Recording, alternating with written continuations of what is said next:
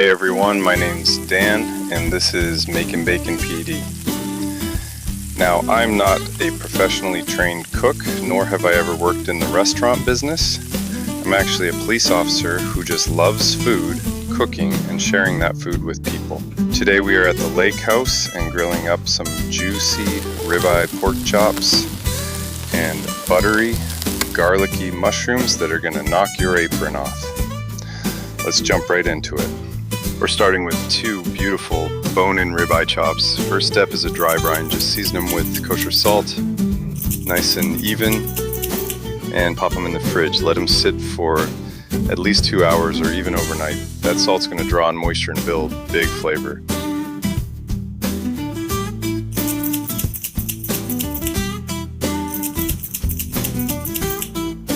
While the chops are chilling, grab your mushrooms. Give them a rinse under cold water.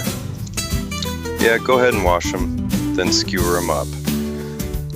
These little guys are gonna soak up flavor like sponges. Alright, the chops are out of the fridge. Time to layer on that flavor.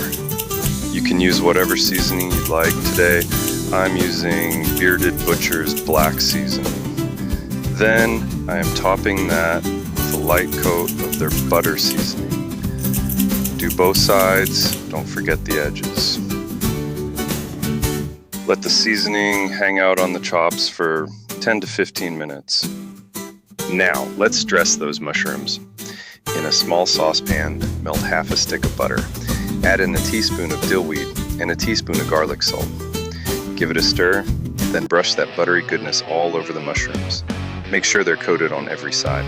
Set your grill up for direct heat. Once it's hot, place your pork chops and mushroom skewers straight over the flames. Sear the chops for 4 to 5 minutes on the first side, then flip. I like to flip often to build an even crust and cook them nice and steady.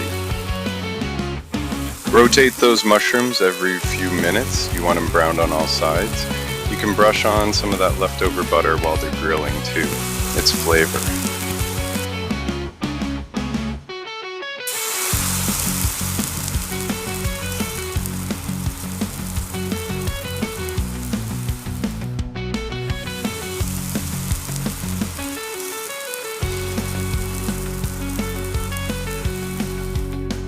Monitor your internal temp on those chops.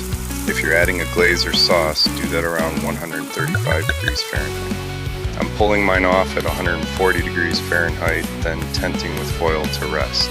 Carryover heat will bring them right to a perfect 145. Mushrooms are done once they're golden, tender, and a little crisper on the edges. Slide them off the skewers and back onto the pan with that butter from earlier. That's liquid gold. Plate it up. Thick, juicy pork chops and buttery, garlicky mushrooms. Doesn't get much better than that. Hey, thanks for hanging out with me today on Makin Bacon PD.